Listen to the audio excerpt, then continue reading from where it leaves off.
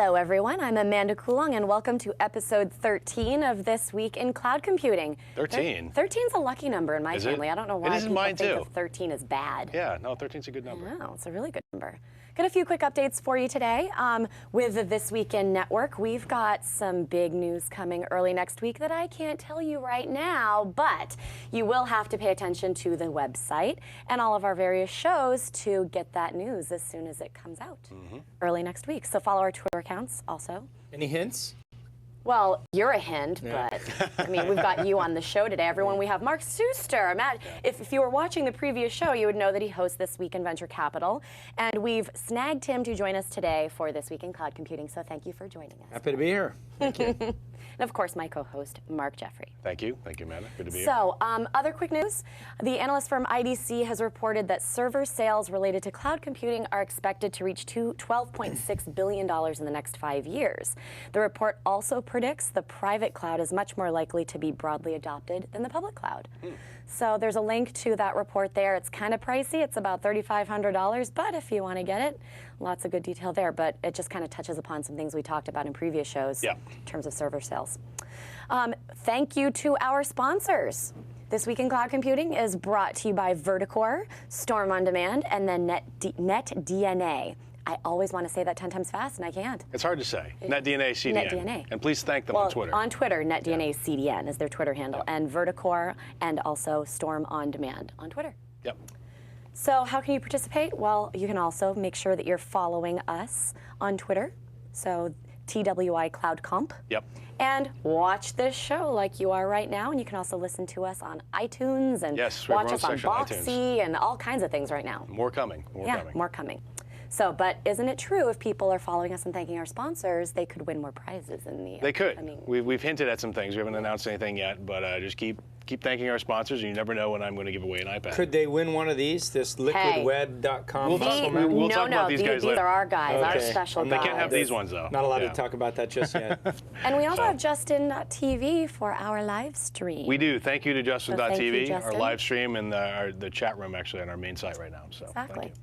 Well, without further ado, we have a few important guests. Yes. You know, obviously we have Suster, so we'll be referring to him as Suster since we have two Marks in the room. I wanted to call them Marky Mark and the Amanda Bunch, but nobody would let me. Oh, I got it on.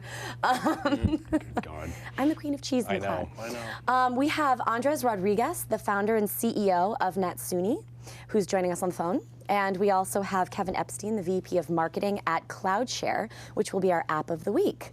So there he is. Say hello. Hi, guys. Nice to have you guys both here. And before we get started, let's just jump into some news.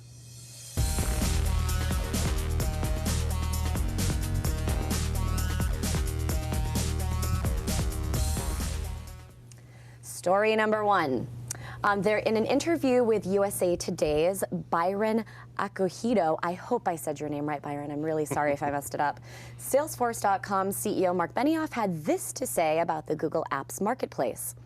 It's kind of like Apple's iPhone App Store, except it's for business software. The idea is that customers can choose from a lot of different vendors and technologies and easily integrate them. That's where the power is. There are a lot of different ways you can integrate these services together. Now, Suster, I have to throw this at you first. Given that you used to work at Salesforce.com, This is true. Do you agree with Benioff's statement? And is cloud computing going to be more about collaboration and social computing? Let me say the following. First of all, I'm the guy who's on record as saying app is crap. And I'm not a big believer in the app marketplace metaphor. Now, I know that it's taken hold these days, particularly because of the iPhone, and now we're seeing it in the iPad.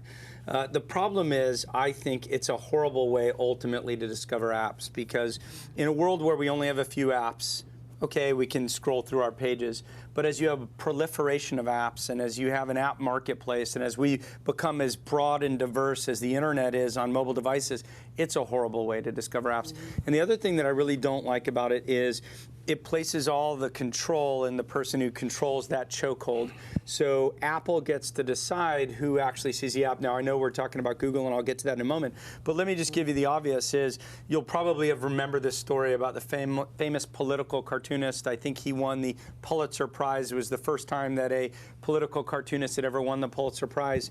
and Apple decided to ban him from Yeah, I remember this. Yeah. from the iPhone, from the App Store. Yep. It's a crazy And story. yeah, and do we really want Very to enter a crazy. world in which there's a dictator who decides what content we should be able to Well, see? the Android marketplace has shown that you can have an opener or a more open marketplace. I wouldn't say it's perfectly open, Right. but certainly a lot more open and a lot less constraining than what Apple's done with iTunes. Yeah. I think Google's Google's of course behind that to a large Yeah. degree, and Google's behind this app market as well. So I don't know. I would argue that you can do a better job of it. Maybe not as perfect as what you're hoping for, but I think you can get closer. I don't understand why there needs to be an artificial world, and I want to just continue with this analogy, okay? Sure.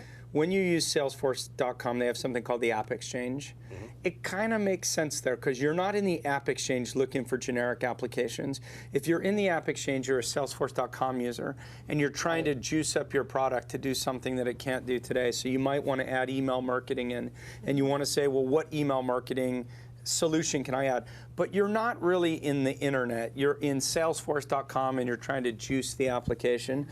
But the idea that I need app marketplaces for everything is really artificial. So again, let's continue this analogy. Let's call it Facebook.com, right? Facebook. Well, But it's a popular topic. Let Let's me talk go about with that. Facebook for a moment, and I'll avoid Jason's controversy, and we'll kind of just focus on this. Everybody these days is creating Facebook fan pages.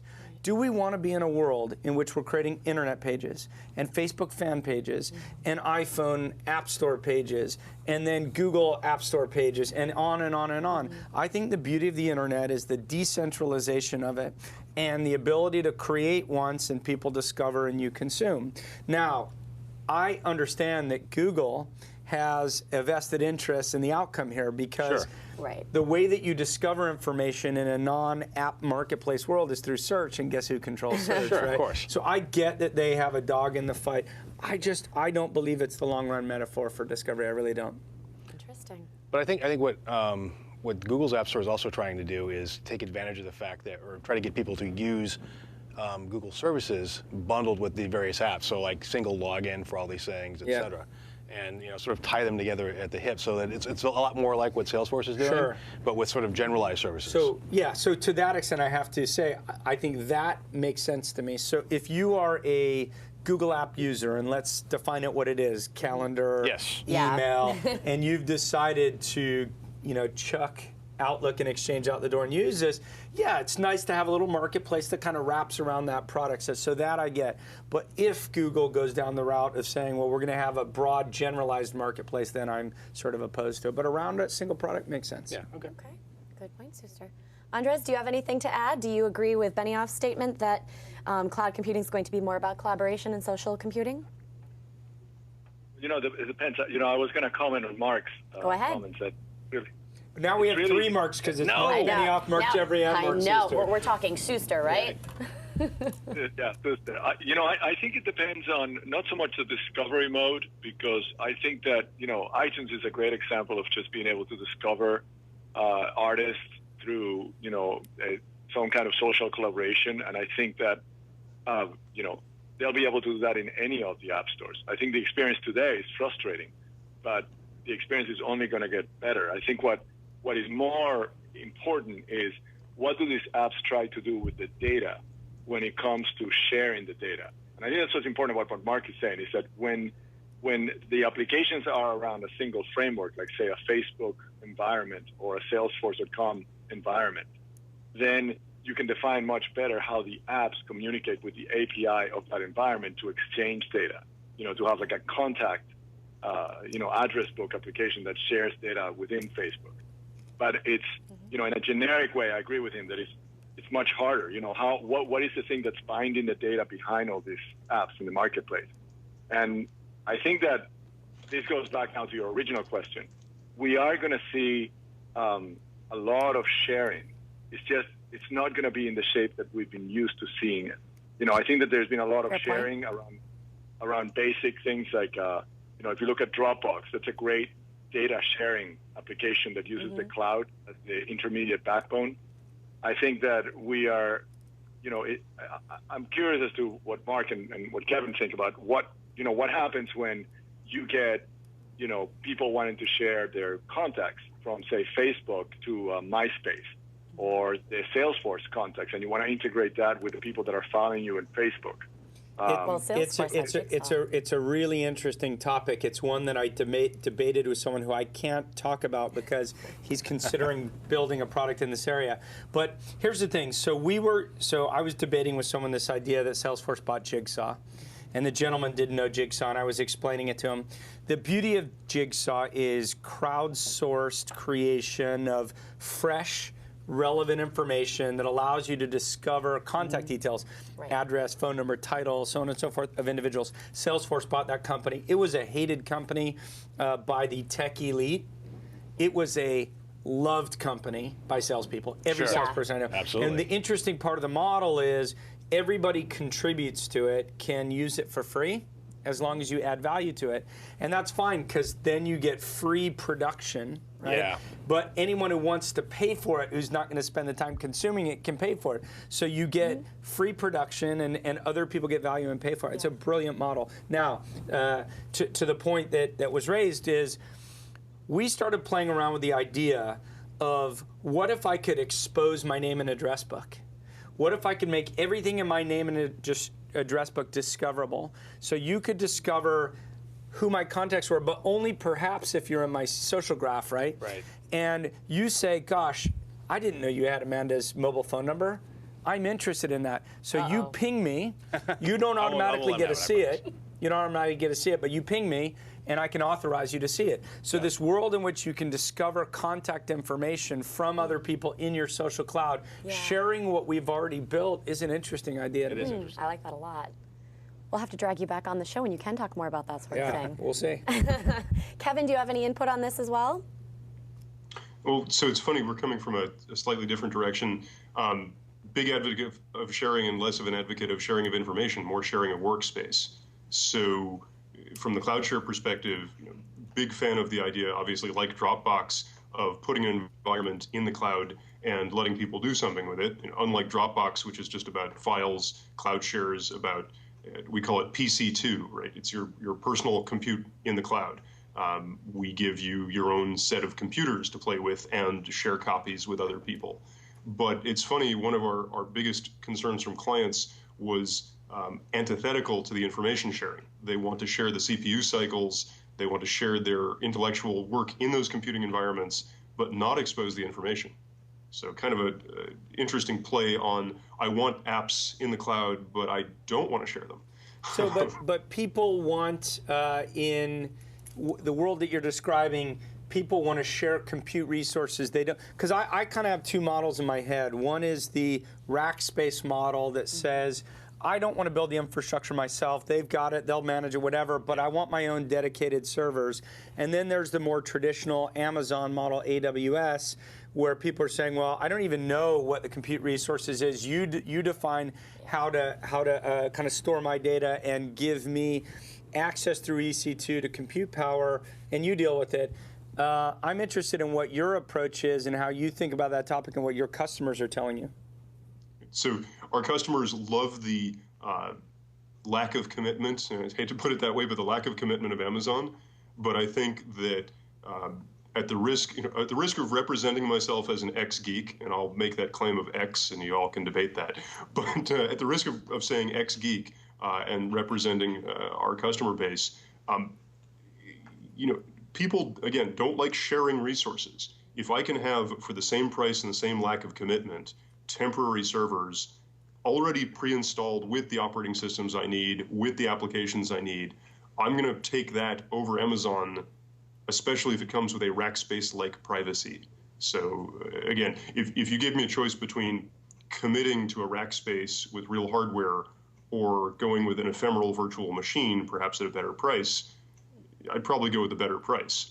But if you then said, okay, given that it's virtual, would you commit to Amazon, where you're really not sure what the underpinnings are, you're never sure if they're really there for you, or something like a CloudShare, where it's your computer, your storage, your OS, everything pre-installed.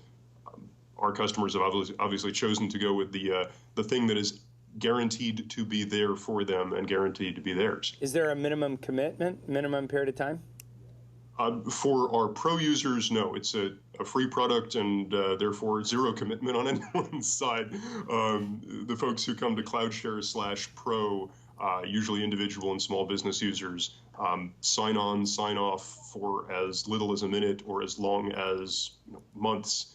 On the enterprise side, we do a classic bill per month approach, and again, like Salesforce for that matter, discount for a length of time.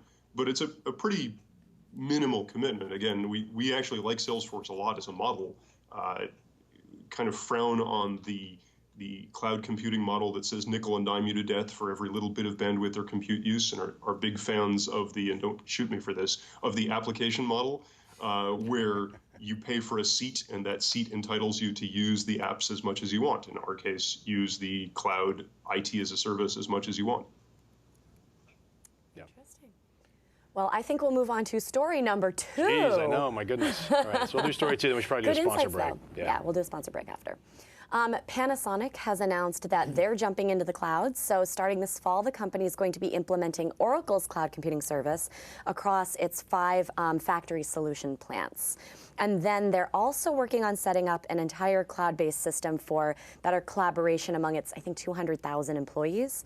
And they're going to be using IBM. It's expected. So with all the talk about the different providers, Google's really trying to go after enterprise. Why do you think they've chosen IBM? Mark. Suster. Let me start with the basics. Don't you remember? I don't know. Maybe I'll age myself when I say nobody gets fired for buying IBM. That was this thing, right? No one ever gets fired for hiring IBM. And the same was true with my original company. I used to work for what's now Accenture. Always wonder why huge corporations would pay 3 times the price you'd have to pay for anyone else. Listen, when you're talking at scale, you mentioned 220,000 employees. Around 200,000 employees. So let's not compare Google. Right. Google does not know how to serve the enterprise. They don't, full stop. There's no customer support. There's no installation. There's no SI capability. There's no mentality. They make all their profits from search. Yeah. And therefore, there's no even mentality about, I'm going to make commitments to you and keep those commitments from Google. Phenomenal company, not an enterprise company, and a long way from becoming one. So I don't even think they'd be under consideration set. So for me, it would be, would Panasonic for cloud computing choose someone like Amazon? Right. But Amazon is very much a warehouse. Yeah, again, the wrong culture. Yeah, it's it may be the right culture if you want to do it all yourself. Right. But it's a warehouse. It's stack them high, sell them cheap, and that's the beauty of Amazon. That's why a lot of people like them. But I don't think it pretends well to a big global company that wants a high degree of touch points, right? And so I think that's really what IBM provides. They're probably providing system integration. They're probably providing a level of service, maybe even customer support. It's a single throat to choke. And it's probably a layer of management services. IBM owns a bunch of network management platform tools. So I don't think there are a million options for someone like Panasonic in the cloud. It surprises me that IBM didn't move faster to become perceived as the cloud company. It really surprises me. And I think that's the point, too, that I'm pointing at with this story, because we've talked a lot in other shows about IBM and Microsoft and all these other companies playing catch-up. And actually, I want to jump into this third story quickly before we go to sponsor break, because it's to your point here. Despite all the buzz around Google Apps specifically, there was a report that just came out from Forrester Research, and it said that 81% of enterprises it surveyed are running Microsoft Office 2007. And that's compared to just 4% with Google Apps. Now, that point alone isn't surprising, but what's more, 1/3 of respondents are already planning an upgrade to Office 2010. 1/3 of respondents. So meanwhile, Google's pushing the message, we're not an Office alternative, we're a collaboration tool complement. That's their actual statement. We're not an Office alternative, we're a collaboration tool complement. So when you look at these sorts of things pitting one against the other, who's really scared of who here? They're both scared of each other. I mean, I think Google's right. They're not a replacement for Microsoft Office. Right. Microsoft Word still kicks ass. Nobody has surpassed that. I won't use it for large I will use it for large documents. I will not use Google. However, when we do show notes, we do them in Google Apps so that we can Exactly. share them. But these are tiny. These are like a couple pages kind of things. Yeah. The collaboration is more important than actual document, the full suite of features that's in Microsoft Word. So for your book, you're using Word. You betcha. Yeah, I would never do that. I actually tried to do it in Google Docs at one point just to see, and it basically just died. I can't handle it. If anybody's a Gmail user, and I suspect all of us are in our personal lives, of which I'm one, this last week will tell you why they're at 4% market share. The service has been down a lot. A lot. And email delivery has been coming in really slowly. Now, I know at the end of the day, a lot of times when you have Exchange, you're relying on your own IT department, and often, services go down or whatever. Google is not geared up to serve enterprise. They don't get it. They don't understand how to service big companies. They may one day. Salesforce.com knows how to do that, right? So they understand how to sell, how to service, how to support. Google doesn't get it. And when I look at how they do product releases, when I look at, even the Nexus, they launch it with almost no thought about how they're going to support the damn product. Yeah. It's not in the mindset. It's an engineering company who, I have a saying I like to say, which is, in a strong winds, even turkeys can fly. Right? So when you are so successful at your core product, arguably the most successful business and product in the history, maybe, in a short period of time, then you get forgiven for the fact that you produce a lot of stuff that's not quite as good. Yeah. And that you're not quite as dedicated on. And the reason I point this out is, I don't know if you guys remember the Peanut Butter Manifesto. Do you remember the Peanut Butter Manifesto? The Yahoo thing. Yeah, so I think it was Brad Garlinghouse wrote this memo called the Peanut Butter Manifesto, which was, at Yahoo we don't do anything very well. We kind of spread our peanut butter across the bread, and we don't specialize in anything. Let's be honest. Google's as peanut butter as Yahoo. They just kicked Yahoo's ass in search, right? So they're making so much money that no one cares that it's peanut butter. So anyway, a long answer to a short question. Are you going to stand up and sing Peanut Butter and Jelly for us too, Suster? I will not sing on this show. He's singing later. I do want to say to you, because I think it all points to the fact of why people en masse are not giving it up. They're not going to give up Exchange anytime soon, or Office products. The biggest threat to Microsoft, frankly, is at the OS level, because that device ain't running Windows, right? My iPad. Right, and your iPhone is not running it, and your BlackBerry and my BlackBerry is not running it, and there's Linux as an alternative. Right. And that's what scares me more about Microsoft than immediately their Office platform. If I can jump in, I think, Sure, of course. There's to this point and the previous point, in terms of the division between enterprise class and not enterprise class, I don't agree with Mark that the division is as strong as he points out when it's anything below the app layer.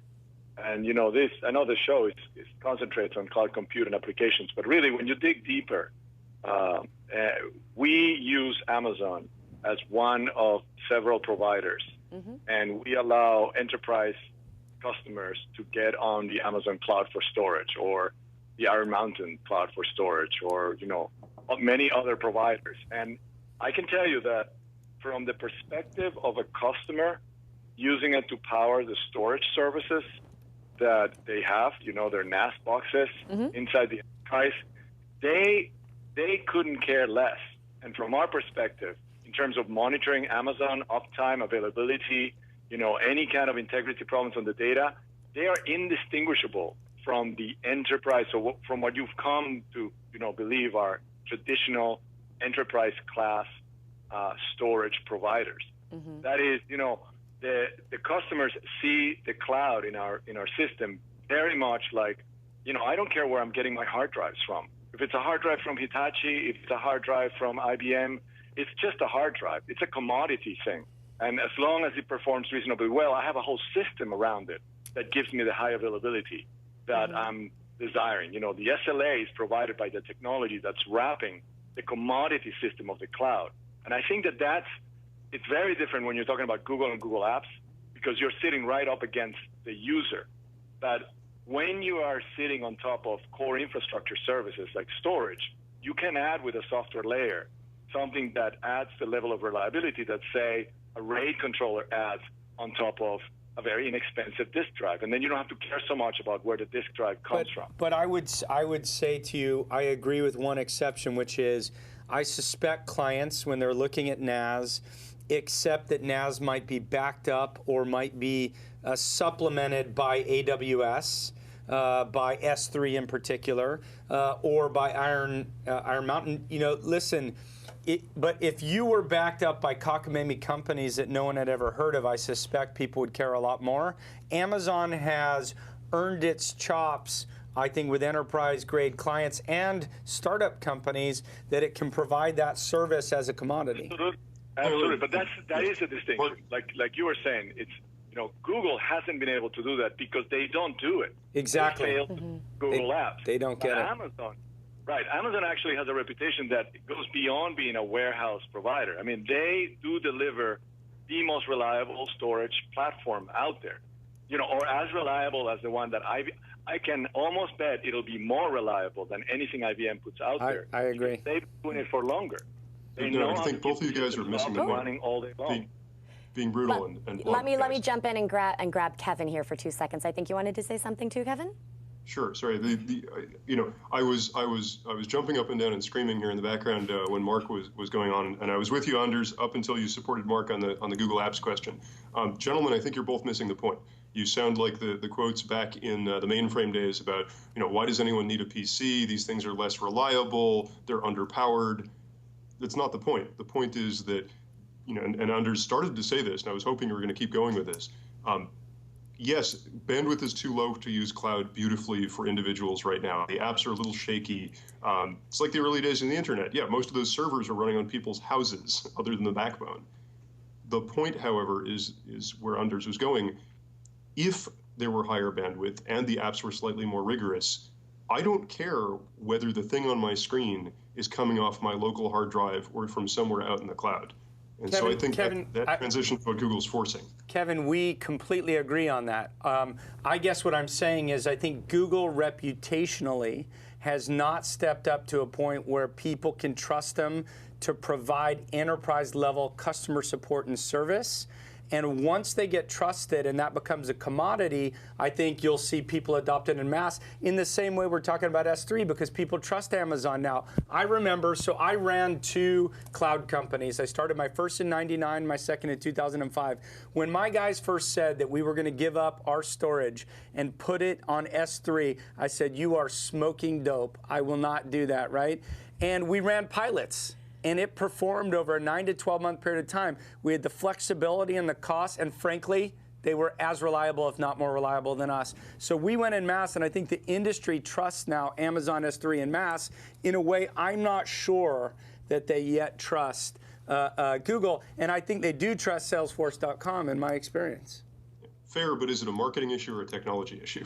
My view is it's more than a marketing issue. I think it's a reliability, a customer support, and a commitment to serving enterprise customers.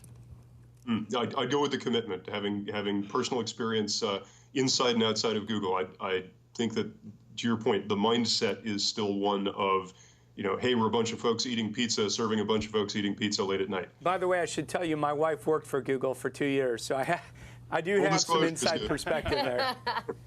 Do you agree with the pizza comment? Yeah, pizza comment spot on. Perfect. Well, on that note, I believe it's overcast in Santa Monica today. I feel a storm approaching. I feel my superpowers growing. I do indeed. I hear something. Shield Maiden, thank you so much for telling us about that. Storm on demand. Storm on demand. There we go. All 3 of us going with our Storm guys. Awesome. I'm very happy. Storm on Demand is an infrastructure as a service cloud computing platform that is powerful enough to know the dark side of the cloud. No, powerful enough to replace dedicated servers. A proprietary cloud platform designed by Liquid Web, one of the largest web hosting providers with over 12 years of experience. It is easier to use and less expensive than Amazon EC2.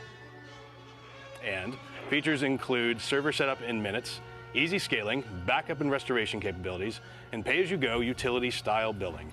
Options include cPanel, Fantastico, Ubuntu, Debian, CentOS, fully managed servers, private networking, and much more. Storm on Demand. StormOnDemand.com. Also now with bare metal servers. So you can actually, so instead of purely virtualized servers, you can actually get servers. Remember, I've been complaining about this on almost every show, that one of the things I don't like about cloud computing is I can't see inside the box. I don't know what's going on. Boy, do we know. And I've used the phrase, I would love to see the bare metal. As of last week, Storm on Demand now offers you that capability, which is pretty awesome. We love them because they make Mark really, really happy. They do. I admit it. And me too. Well, I would like to jump into a conversation with you, Andres, specifically. Again, everyone, Andres Rodriguez. He is the founder and CEO of Nasuni. Am I saying that correct, Andres? Perfectly. Nasuni. Now, you're building a gateway to cloud storage for the SMB, at least on a basic level.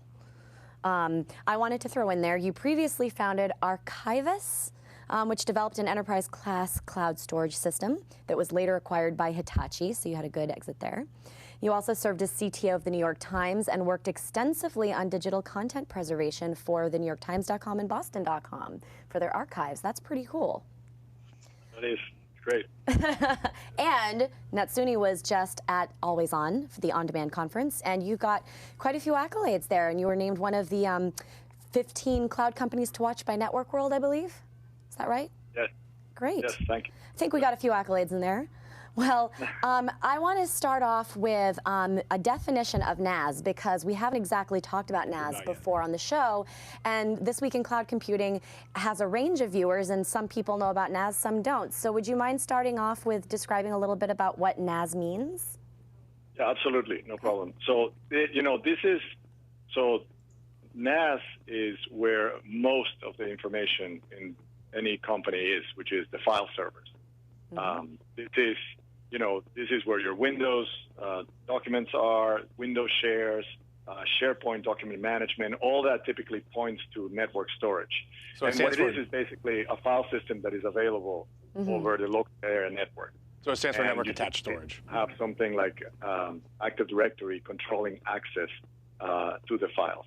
Okay. And so there's a very easy way for IT administrators to map access to files. Okay. In the different systems. What I realized when I did Archivus is that there was a lot of, there was tremendous potentials to these object stores. That's the generic term of all these cloud storage-like systems, like S3. But most of the data in businesses was stored in the file servers. And the file servers were typically, using local hard drives and local storage to basically, keep terabytes and terabytes of data. And it grows every year, and the backups are a mess. And I thought, gosh, this really, especially because things like Amazon were coming on the scene. And, like Mark said, is like, once you've used Amazon S3 for a while and you realize how good it is and you realize how inexpensive it is, you just think, okay, how can I use this in more use cases, in more scenarios? And, the web companies are ideally suited because they use the same API and the same use cases for their data that S3 was built to host. S3 was originally, built around the needs of Amazon, which is a web company. So any web company can very easily consume something like S3. But traditional businesses, they're using file servers, they're using SharePoint, they're using, Active Directory. It's a whole other world, and it's been kept apart. So, what we thought with Nasuni is, what we need to do is we need to marry those two technologies. We need to give something to businesses that looks like they're very familiar, they're very easy to use, file server, but it backs right into an Iron Mountain object store, an Amazon object store, and many others. And, the nice thing about it is that it's actually, the two models are heavily, heavily complementary. You can have a lot of read writes and saving Word documents as you edit them. And if you're doing it the right way with the cloud backend, you can roll back and see every version of a document that you've edited as different instances of what's stored in the cloud. And that is a NAS that is very cool to use. I see Kevin has an iPad. Right. It's almost like an Apple time machine experience with a NAS, which is totally new to anyone that hasn't used NAS, in the past. And it's especially very cool if you can do it. People have been thinking about using the cloud and using Amazon either as a web company for primary storage, or if they're going to be a business, they definitely think about it as doing backup for NAS or doing some archive into the cloud. And we're coming in and we're saying, no, you can use the cloud as primary storage as long as you cache it at the edge for performance, and as long as you allow people to overwrite files. it's just a simple NAS, from the business perspective. Then you benefit from all the stuff that Amazon gives you, which is very low cost, multiple geographic locations for storing your data, and great availability. Right. So why don't you jump a little bit into some points that I think would naturally come up with that in terms of disaster recovery, in terms of security? How are you addressing those concerns? Absolutely. So, disaster recovery, the most important thing, and the reason that if you look at the online backup market, no one has ever wanted to put more than a few hundred gigabytes in the cloud, as a remote storage repository, because they're so afraid they'll have to recover the whole thing to become operational again. And so, one of the things that we had to do is we had to design a file system that when it connects back to the cloud, it can basically run on fumes. We're pulling in a very minimum set of metadata from the cloud, a very, very small set of data. The file system can rebuild itself and be operational. The performance is going to be degraded until the cache fills in, but you'll have something that you can work with. Whereas in the traditional backup scenario, you would have to bring all the binary in before you can restart the operation. So that's one thing we're trying to address then. And then the other is security. Security, everyone focuses on encryption over the wire, or even encryption at rest. I think you not only have to do that, we haven't seen a lot of this yet, but I saw some of this in my previous company. The easiest way to lose massive amounts of data is you're worried about security, you encrypt it, and then you lose or mishandle the keys for encryption. Yeah. The encryption algorithms are so good today that if you do that, your data is as good as gone. You're done. And so, one of the things that we put a lot of work on is using one of the big frameworks out there, something like OpenPGP, to basically do not just the encryption workflow, but also the key management part. So that you can have partners, in a great scenario, you can have no keys yourself, you escrow your keys with a trusted provider like Iron Mountain, and you put all your data at Amazon. And now no one has access to your data. Any employee at Amazon can walk out with a server that had some pieces of your data in it. They're just encrypted blocks. They mean nothing to no one. You could have public access to that. There's nothing there. And, the keys that are Iron Mountain, they don't have the data, so they can't look at your data, and you can't lose it because you don't have neither data nor keys. I think it's an interesting point, too, just on a very base level, that a lot of companies, they'll upload files or they'll, file away stuff and never put the newest version up. If anything's changed, it's just, so if they lose that data, then it's gone. This was one of the big impediments for the object stores. It was the fact that it requires complexity to be able to move the data, move the latest versions of the data to the cloud. And you have to constantly think, is the backup program running? Is the tiering program running? And so, when instead of that, you say, no, let's just rethink the file server altogether and just build something that to the applications is indistinguishable from a file server, and let that thing cache the cloud. And that thing do snapshotting to the cloud. Then you have a much simpler setup. Yeah, I can tell you that when we built Mahalo, or at least the second version of it, we relocated everything from a traditional, I'm not going to say who it was, but basically a traditional hosting solution where we rented from them, to building our own data center. And we had our own hardware NAS, several of them in the cage. They were a pain in the ass to set up, to be completely honest. And then when we wanted to do backups, we basically did the same thing at a beta site, and continually kept the NASs synchronized between site A and site B. We could have really used something that was in the cloud. We would have definitely loved to have had this back then. So I can speak to that. It's definitely useful with what this guy's got. Sure. What's the pricing model for Nasuni? We really try to place ourselves as a neutral broker. So we charge for connectivity. We say, it's $3,000 a year. It's a subscription service, and you get one virtual machine, one file server for that amount. You can then store as much as you want through us into any of our providers, and we just pass through their bill. So, in the Amazon case, it's 15 cents per gigabyte per month. That's what we charge. And furthermore, we've simplified it so that, for instance, in Amazon's case, there's bandwidth costs and access per object costs. We take all that away. We absorb it in our fee, because at the end of the day, we want the customers to just see a very simple price sheet that says, here are the features Amazon offers, and it's 15 cents per gigabyte. Here are the features that Iron Mountain offers. It is, 40, 60 cents per gigabyte. and let the providers, the cloud storage providers, compete on features and price for customers. And, in one device, in one of our appliances, you can connect to, you can have a volume in Iron Mountain and another volume in Amazon and decide which data you want where. And, you can keep adding, providers like that. And, one thing we'll do for you is we'll consolidate the bill. So you'll get your $3,000 bill per year per file. Feature. And then you'll get the itemized bill of here's the Iron Mountain chunk, here's the Amazon chunk. We want to make it so that storage is as easy to consume and pay for as your internet connection. That's our goal. Very good. I like very simple, straightforward goals. Always good. I think that one works. So in other words, your APIs are interfacing with all these different cloud providers. How many do you have on board right now? So we have now Iron Mountain, we have Amazon, we have Nirvanix, and we have a very coming up very, very soon, as in a week or so, Rackspace. Great. Is there anything else that you would like to add? No, I think this is a terrific discussion. I mean, I think there's a ton of focus around cloud computing. I'm of course, very interested in people shifting some of their attention to cloud storage because I think that's where we've seen already a ton of success. I think compute is very mature on the full application stack when you look at things like Salesforce.com and Facebook. But when you go one level below that and you're thinking about the virtualization of the stack and just running like EC2 type compute, I think there's a lot of worries around security in that area that is holding it back.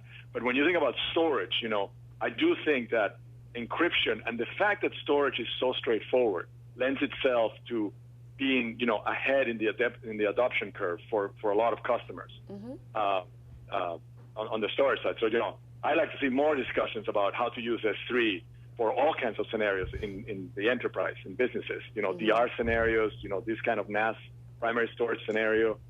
I think there's a lot out there that's untapped still from services like Amazon's. Sure.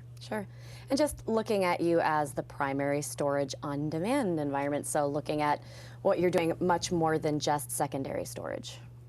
That's right. Primary, very important. Any points from you guys? Anything else you want to add? No, that's great. Good. Well, thank you so much, Andres. Everyone, Andres Rodriguez, founder and CEO of Nasuni. And I believe we have a musical endeavor we are about to embark on. An interlude, perhaps? Studio. Yes, busting out the cloud axe, the cloud guitar. The cloud guitar. Right. Suster. Suster, you gonna sing with us, buddy? Suster. Come on. I don't know. I'll lip sync. Your cloud hosting provider letting you down. Take a look at managed private cloud solutions from Verticore. A managed cloud private solution can easily replace your current IT infrastructure and eliminates IT pains. Avoid the cost and hassle of buying and maintaining IT equipment and software. Deliver 100% uptime to end users. Configure and deploy computing resources in just minutes. Come on, Suster, you know the words. With Verticore, oh Verticore, you should be using Verticore. Verticore, oh Verticore, Suster should be using Verticore. With Verticore, your private cloud is hosted in an advanced and secure data center, which uses only best-in-class hardware and software and gives you access to scalable bandwidth. Verticore's team of experts monitor and maintain your private cloud 24/7 by 365. With Verticore, oh Verticore, you should be using Verticore. Verticore, oh Verticore, you should be using Verticore.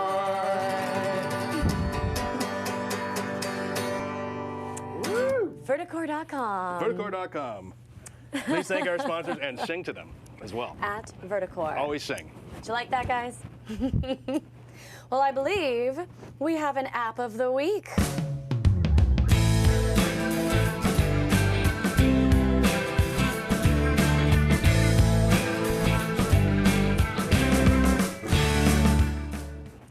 We have, of course, Kevin Epstein, VP of Marketing at CloudShare. Are you still with us, Kevin? I still am. There you are. Music Sting, I love it. I should get that inside your room. All kinds of great stuff on This Week in Cloud Computing. Come on. So we've got CloudShare on, and it's a service for demoing software in the cloud. So I'd actually said to Kevin before the show, shouldn't we use CloudShare to demo CloudShare? You know, CloudShare, but then it's a demo within a anyway. Right. So bit meta. Yeah, a bit meta. But we like things that are meta. So anyway, I am going to pull up our demo here, but while we do that, I want to throw in some details here on Kevin. So prior to CloudShare, Kevin had similar roles at Scalent Corp and VMware, who also happens to be a CloudShare client now. That's always a good sign. That's a good sign. So back in December, the company launched to the public and announced it had raised an additional $10 million in Series B financing. From Sequoia. From Sequoia, Gemini Capital, and Charles River Ventures. So I believe the total funding is $16 million. Is that right, Kevin? That is correct. Great. And funds are being used to accelerate product development, I've been told. And product development? Of course, marketing. We want our share. Of course, marketing. So the platform's integrated with Salesforce.com CRM. You'll be happy to know, Suster. Nice. So, and I believe, Kevin, didn't you also go on record at one point saying that you're a huge fan of Salesforce.com or something like that? I might have said that. I believe you did. I did my research. There are idols. Salesforce and Salesforce, VMware, and WebEx. Combine the three of them, and you've got CloudShare. So. All right. I am just pulling up our demo site here. Why don't you go into a little bit of a background right now before we get started? Oh, you call them your heroes, actually. You said Salesforce.com and Citrix were your heroes. That's what I found. Salesforce.com and WebEx. Oh, and WebEx. Just to make life a little different, or GoToMeeting. Choose your PowerPoint showing solution of your choice. All right, so I have to hear about this. Why do you, as CloudShare, admire these companies and want to emulate them? What specifically about them? So I'll pick Salesforce from the pricing and ease of use standpoint. And Salesforce took what everyone else would have called a bunch of hosted databases and said, you know what, people, it's not about the hosting. It's about the application on top of them. And we're going to give you an application in the cloud. And before cloud was cloud, right? You had Salesforce. Back when it was SaaS, not infrastructure as a service. And Salesforce said, we won't nickel and dime you to death. We won't charge you per lead. We won't charge you per CPU or per bandwidth. It's per seat model. Sign up, we'll charge you a flat fee per seat, and you'll use this wonderful analytic application that happens to be on a bunch of very cool hosted databases that we put in our own private cloud. Right. Love that model. And same thing as CloudShare. Fixed price, no nickel and diming you to death, a per seat model. Everything's included in that per seat. And oh yes, do we run a private compute cloud underneath it? Yes, of course, but that's not the focus. The focus is the application, this ability to very quickly upload and hand out virtual machines or sets of virtual machines. And to that point, there's the WebEx analogy, which is, again, potentially revealing my age. I remember when doing a webinar was not as simple as sort of what we're doing right here. Used to require a dedicated camera crew coming in, a dedicated encoder box. Anyone else remember this, or am I showing my gray? I remember it. Yeah. All right, good. So, I see your gray. and WebEx came along and said, you know what? Let's build something really simple. I was at Real Networks at the time, and we made fun of them because, after all, we did streaming media software. What's this bunch of jokers doing? It's just a web page in front of a bunch of streaming media, and I missed it completely. WebEx was about making it super easy for anyone to point, click, upload a PowerPoint, and share it with other people in a controlled way, so you could always yank back your PowerPoint, and you could have analytics on who saw it, how many times they watched your webinar, and all that.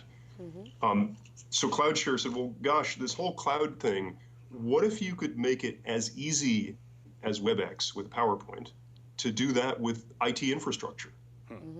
So what if literally I have my 6 servers here and I want to do a Star Trek moment and say, Mark, Amanda, I want to teleport a copy of my 6 servers over to your place so that you folks can run your data through them and try out the software I've installed. Why shouldn't that be as easy as WebEx? After all, we have bandwidth.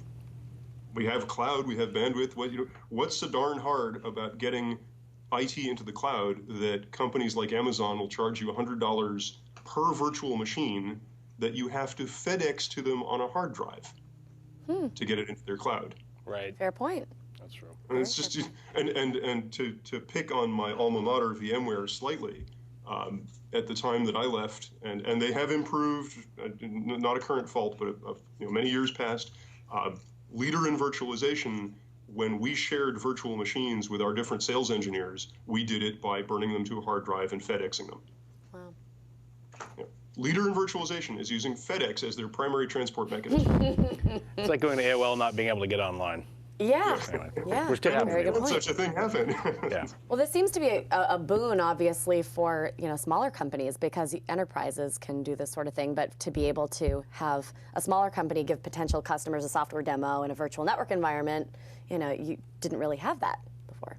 Yep. And I mean, in fact, the irony is that we've ended up with two large customer groups on the high end. Believe it or not, we have Cisco, VMware, SAP, WebSense, Alcatel-Lucent, a couple handfuls of other very, very large companies using CloudShare for the analytics on the back end, because they want to know where their demos are going, where their sales force is introduced to people. They want to support their channel.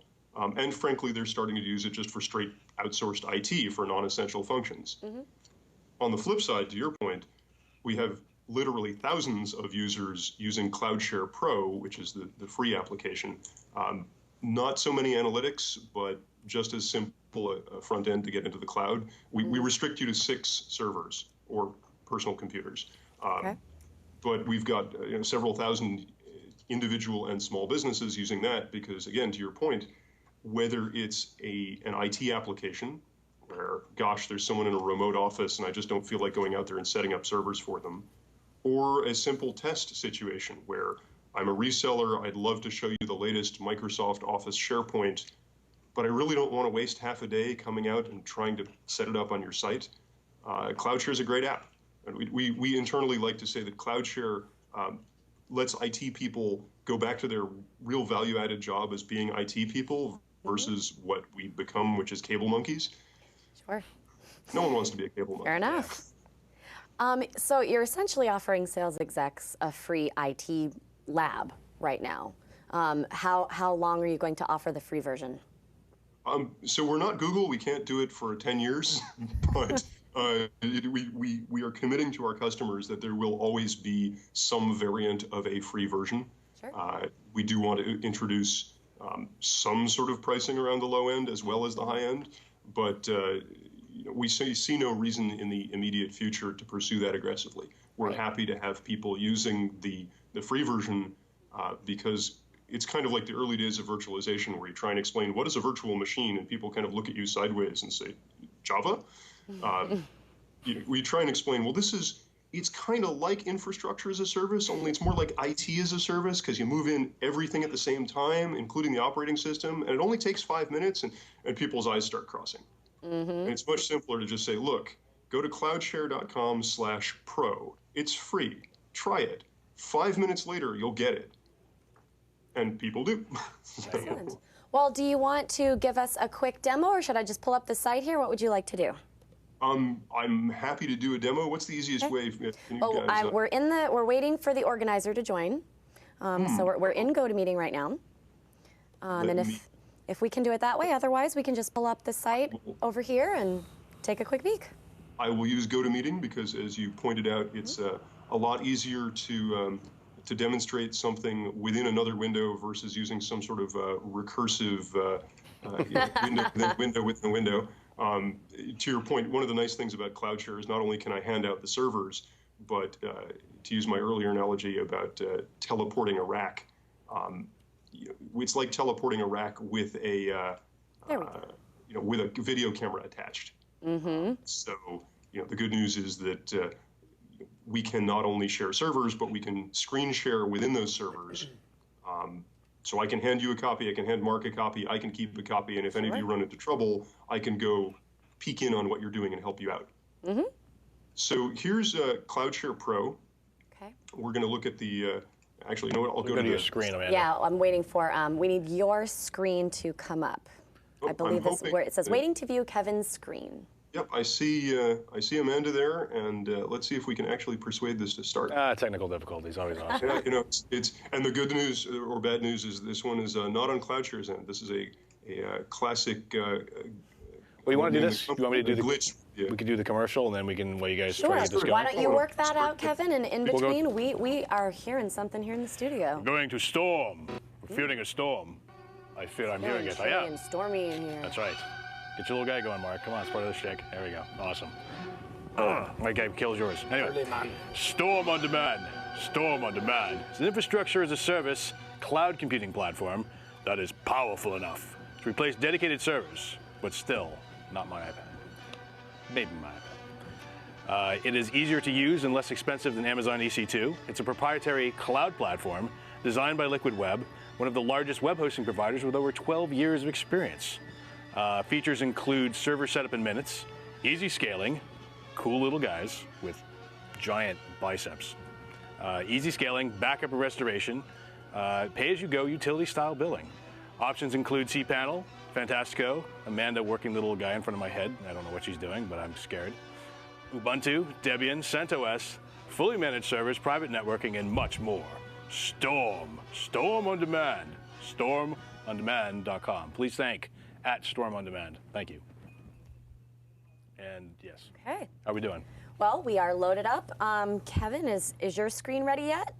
Yep, and I'm going to try and hit go on this, and let's see what happens. We'll see what happens. Restarted the GoToMeeting, and you know what? I hate to say it, I should be using WebEx. Because the GoToMeeting is refusing to show, but you know what? I don't know if you folks, do you have the Skype video up? I can try sharing screen via Skype video. That probably won't work with our setup, to be honest with you. Oh. Yeah, Well, you know what? There you go. Yeah. Oh, look at that. There We it can see it. is. Never mind. I'm Ta-da. wrong. Wow. So talk about recursive. Hopefully what you're going to see now, let's see. There we go. Perfect. Is CloudShare Pro. So let me actually show you how easy it is. Let me start by logging in. To sign up on our site, we just require the classic email and password. And I'm going to, in live time, and I hope you folks are seeing this. Yeah, we can see it fine. No, let's create a new server environment. So this is exactly what you'd see coming in. I click Create a New Environment, and look, there are a bunch of servers. I'm going to show off Office 2007 Pro. You'll notice we've got Windows 7. Why not? Let's pick some Windows 7. We could do SharePoint or Active Directory. Again, super simple. We have Linux as well as Windows, obviously. I could use the fast upload button and in 15 minutes upload machines that were local on my desktop. I'm going to skip that. I can type in descriptions, continue, finish and run. And we're actually going to use a Julia Child moment here because this environment creation probably will take 2 minutes. And so in the interest of sparing our audience, we'll go to one that's already running.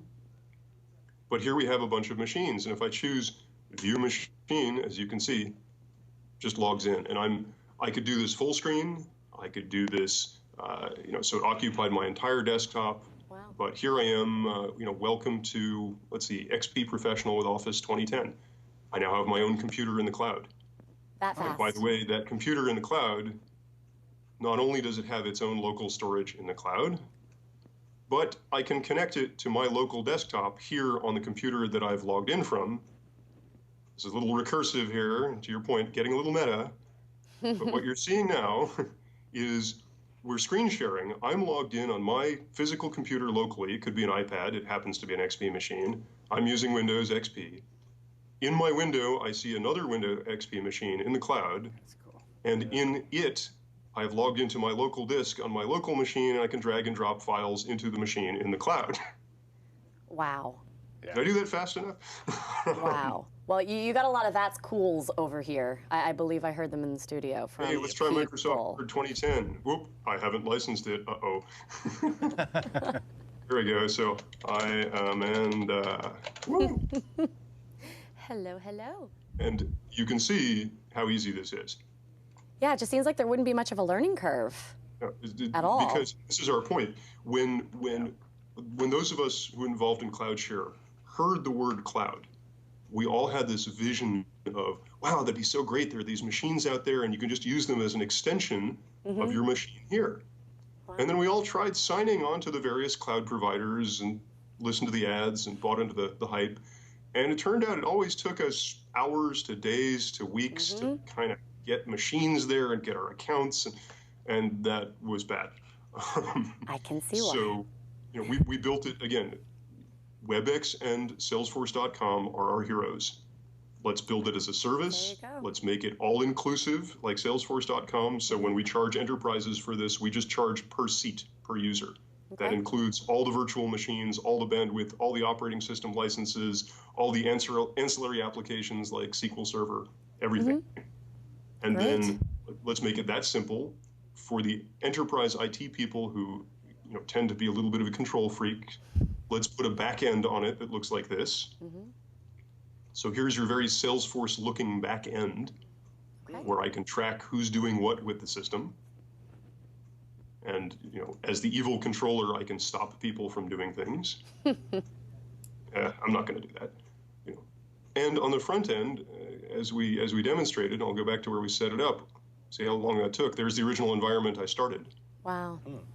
It's that fast and that simple. Oh, and there's another kind of cute aspect to this, which is if I get out of the environment back into the home page, again, we built this originally as a way of doing sales demos, although it's now being used more and more by training groups, by IT groups. So if you guys like this environment, oh, look, here's the little 3-machine environment. Let's give Amanda Coulong a copy. Amanda, what's your email? Amanda@thisweekend.com. So I'm going to send you an invitation. And everyone, I will let you know how that goes. Yep. Viral time. Or you can find out directly if you email Amanda@thisweekend.com. So Amanda, you just got your own copy of these 3 machines. Excellent. And you click on the link that you'll have in your email. You'll have these 3. They're all full functioning machines. It's all free. And I right now have a tether. So I can see what you're doing when you choose to use the machines. No surfing that site.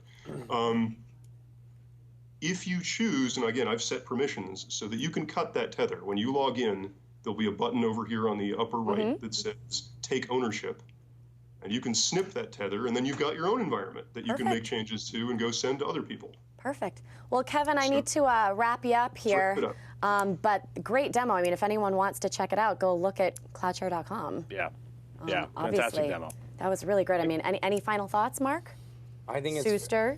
I think it's very cool. I love the idea of being able to share instances of compute resource in the cloud. I need to go through my head and think of all the use cases, but the idea that you could log on there and use applications that you don't have natively on your computer is pretty cool. Yeah. And again, our goal was to make this to the start of the show, guys, when we started talking about Google and collaboration. Let's make it as collaborative as Google, but let's make it as familiar as your own local Macintosh or PC. Well, Kevin, Andres just said he's going to sign up too, so you already have Nasuni coming on board. Excellent. All right. Well, guys, I need to wrap things up here, but thank you so much. That was a great demo, Kevin. Ken Epstein, VP of Marketing at CloudShare. You can follow them on Twitter, CloudShare IT. And also, Andres Rodriguez, founder and CEO of Nasuni, at Nasuni on Twitter. Thank you so much for joining us as well. And of course, Mark Suster, my Marks, in the studio today, and Mark Jeffrey. Mark squared. Yes. Mark squared. Mark squared. And sponsors, one more time. Yes, we have Verticore, Verticore, Storm on Demand, NetDNA, and it's NetDNA CDN on Twitter. So show would not be happening without them. We love them. They make this possible. They're awesome. And if you have ideas for the show, send them to pitch@thisweekend.com, or you just found out my email address is amanda@thisweekend.com. And, you know, again, any trade shows, any award submissions, things like that we can share with our audience, send those all to pitch@thisweekend.com. But till then, next week, new time, 3:30. Great for everyone who joined us here. Next week, new cloud time, same cloud channel. I'm Amanda Coulong. This is This Week in Cloud Computing.